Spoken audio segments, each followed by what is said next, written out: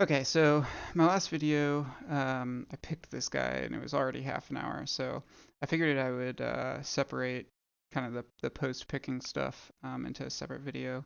So just kind of like, I don't know, taking a close look at the inside of the lock and then providing any insights I had into picking it. Um, so let me maybe start with the sidebar here. So, and I will mention in my last video, I was looking for this key pin. It had fallen into a different tray. So all the elements were in there, but talking about the sidebar here, let me see here. Okay, so if you see, there's a straight line right here on this face, the sidebar. That this is the bit that grabs the key pins, and it's a straight line on this sidebar. On other twin locks like this 6K, you'll see sidebars that each chamber is at a different height. And the way that works is all of the key pins on the side stack are the same geometry, and it's just the sidebar that changes. So you need a sidebar that matches the key. For this lock, that is not the case. They are all the same. Um, okay, let's see. Let me also show, while I got the focus all whack, let me show these standards. Well, here, I'm still talking about the sidebar. Here's what the side pins look like. There is a little serration there, which can, a little false gate. That can be difficult to navigate. Really, I just think light tension and lots of taps helped a lot. And then that really deep channel is the true gate. Um, yeah, they all seem to have that little serration there. Um, okay, yeah, sidebar's pretty straightforward, and the keyway's really open, so it's not too bad. On the standards, I think this might be the thing that gave me the most heartache. Let me try and adjust the focus here.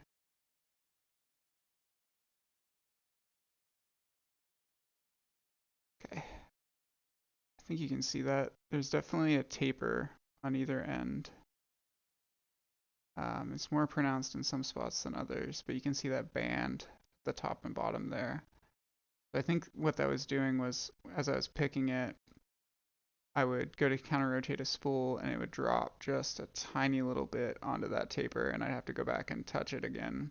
And that process of it dropping and having to come back and get it gave other spools an opportunity to drop down more. So yeah, that gave me a really hard time. And then on the spools themselves, um, pretty standard, nothing too crazy there. There's one that's huge, and then the other two are smaller. Not really sure what's up with that. I do know other pics I've seen of a Lockwood twin look the same. Um, okay, so as far as picking advice goes, so if you tension clockwise, the top stack binds first. That was way easier for me than tensioning counterclockwise. Counterclockwise, you kind of have to go back and forth between the side stack and the top stack. And the issue I had there was the spools. So I'd tension counterclockwise, I'd set some stuff on the side stack, I'd set some standards, and then I'd go to counter rotate a spool on the top stack and I'd drop the entire side stack. Tensioning clockwise meant I could pick the entire top stack before even grabbing a dimple flag to start on the side stack. So definitely recommend doing clockwise. Um, let's see. Pick the keyway itself I thought was really forgiving, so you can just kind of do whatever. But I used a flat for most of it, like a medium flat off the right ledge. I did have a deep hook that I would come in for some of the high lifts and um, uh, working off the bottom, but it was just kind of to supplement the flat off the right. And then as far as the flag goes, maybe if I show it this way, you can see it.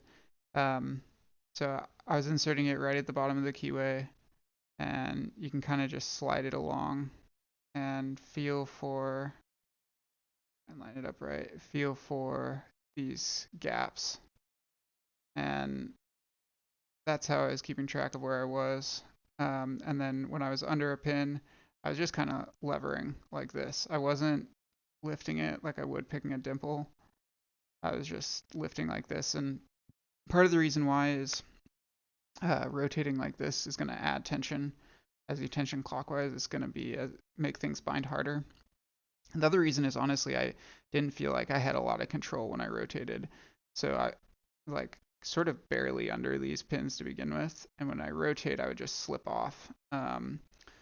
So I was kind of sliding it under and picking like that. All in all, though, just a really fun lock. I guess a couple notes on grubbing too. So I while I actually screwed up a gut. I bricked the lock. I had key pins drop or drivers drop into the plug because I pulled the plug straight out without a shim. And so I went to grub this and I tried to drill out these holes, only to find that it actually had these chamber plugs. They're machined over. I don't know if you can see that silver color. So the grain and everything matches. So it looks like it's one piece of brass, but it actually has these plugs. So as soon as I started inserting the drill bit, I would pull it out, and these plugs came with it. I think you could do like a self-tapping screw in here and pull them out. But yeah, once those were out, it was really easy to tap. I'm in the United States, so I used number 640 grub screws, and I think it was, um, oh man, I'm gonna say the wrong thing. I think it was a 2.5 M2.5, maybe it was an M3 tap. Anyway, yeah, that it's like the same thing as a ASA 600. So yeah, that was a really fun lock. Thanks for watching.